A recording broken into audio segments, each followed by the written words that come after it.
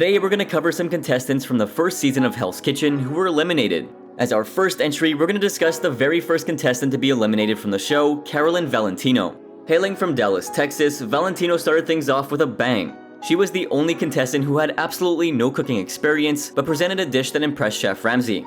Chicken's very moist. Actually tastes quite nice.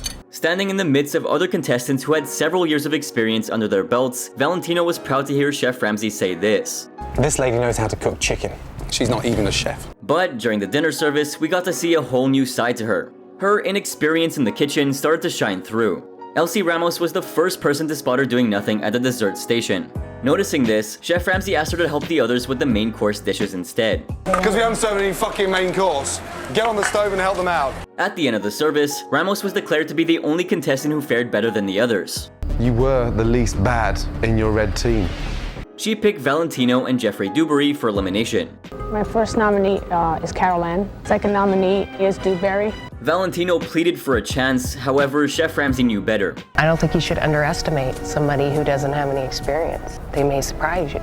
Hell's Kitchen is all about working as a team, and during the service, Valentino turned her back to everyone. So my decision is, Carolyn, never, ever turn your back on the team. And tonight you did just that. Ironically, although Valentino was the first ever contestant to be eliminated from Hell's Kitchen, she was also the first chef to receive a positive review from Ramsay. Supposedly, Valentino switched her line of interest and became an actress. She appeared in the critically acclaimed one-woman comedy play, Burnt to the Stake. She then relocated to New York and was even featured in the 2016 film Casanova Was a Woman. I know why he didn't tell you anything? Because of this. But we have to give it to her. Despite having no experience, Valentino believed that she could one day be Chef Ramsay's head chef. But this next contestant from New Jersey shocked the famous chef with her incredible stupidity. Remember this iconic response? Cold water was supposed to boil faster than hot water. What? During her time on the show, Wendy Liu, who ranked in 9th place, gave viewers one hilarious statement after another. Speaking of the clip we just saw from the 3rd episode, something very shocking happened straight after. When Chef Ramsay asked Liu why the spaghetti wasn't boiling yet, and if she had used cold water instead of hot, things went horribly wrong. Listen to this. Why did you put cold water in there? Cold water was supposed to boil faster than hot water. According to her, cold water boils faster than hot water. Wherever she got that piece of information from, it left Chef Ramsay in total disbelief. What? While this logic floored the famous chef so much that he couldn't even get angry, it also brought about some of the craziest responses from avid viewers. One fan commented, "Rarest time Gordon isn't angry. He's just genuinely questioning his existence." Another said, "She literally dodged the rant by short-circuiting his brain. Gordon lost half of his brain cells right there." But this wasn't even Liu's first blunder. In the first episode during the signature dish challenge, Liu presented fried rice with Chinese sausage. All she had to do was just wait for Chef Ramsay's reaction, but no, she said that if she had known that Chef Ramsay would have been there, then she would have put lobster in it. Is this fried rice with Chinese sausage? Had I known you were coming, I would have put lobster in it. Listening to the absurdity of that statement, the famous chef said this. You knew I was coming.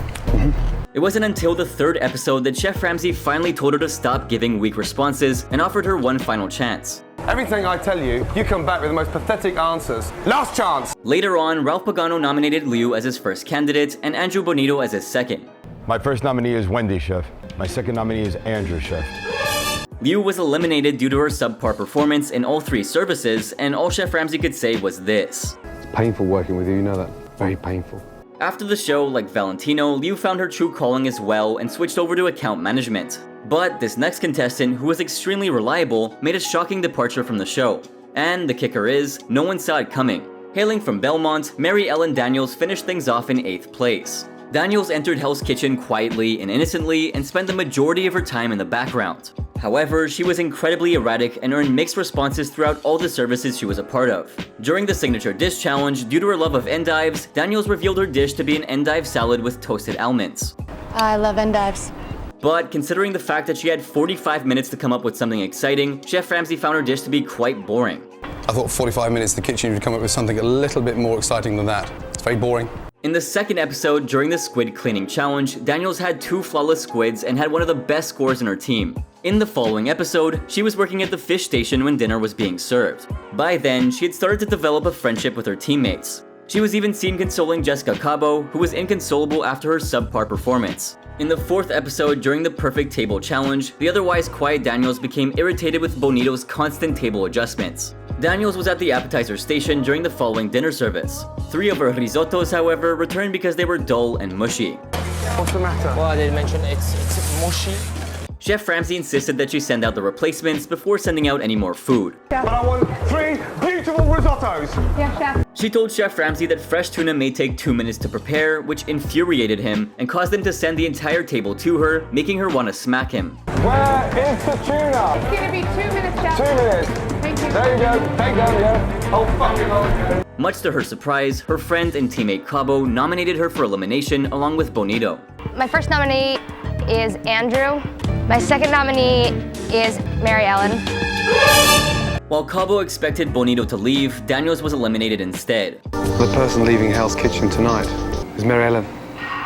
Cabo was extremely disappointed with Chef Ramsay's decision, and so was Daniels. If you take a look at her time on the show, while Daniels lacked consistency, she was admittedly a reliable woman. All the contestants were shocked by her elimination, but Bonito's display of increased discipline throughout the service turned out to be crucial for her survival.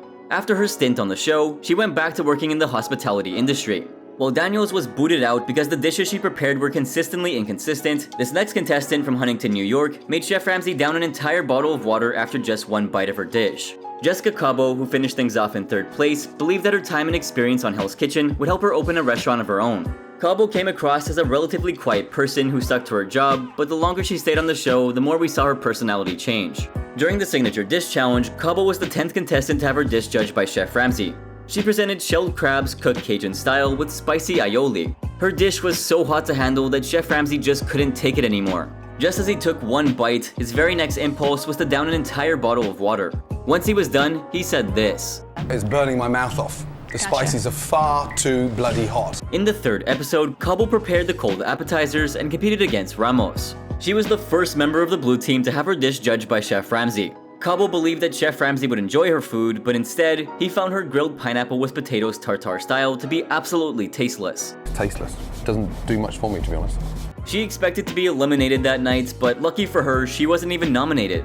In the 4th episode, during the Perfect Table Challenge, Cabo unintentionally turned the tablecloth the wrong way. But thanks to her team's efforts, she was able to walk away despite her obvious mistake. Later, while working at the meat station, she was praised for her lobster spaghetti. Jessica. Yes, chef.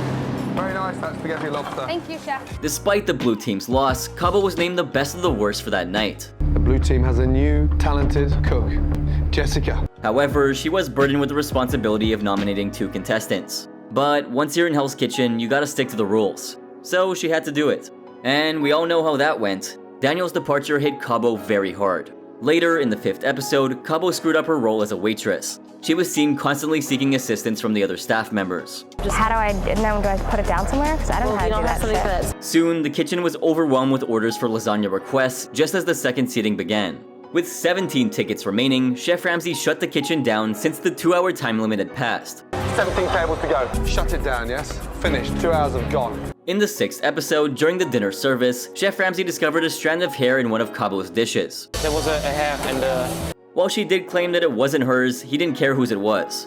A hair is a hair, and if it's in your dish, you better take responsibility for it. That's not my hair, chef. No, listen, I'm not here to find out whose it is. I'm not asking is it your hair. They found her hair in your food. Despite this, she was chosen to be the best of the worst for that night yet again. Jessica, not bad. It was consistently average. In the 7th episode, Cabo finally got a chance to earn a black jacket when Chef Ramsay combined both teams into one. She was nominated for the first time in this episode and was thrilled to survive the elimination. From then on, Cabo made several mistakes. It looked like the competition got to her head. She was called out for her erratic timing and confused state between different stations. I need a time! 3 minutes? Will it be ready in 3 minutes? I hope so, chef.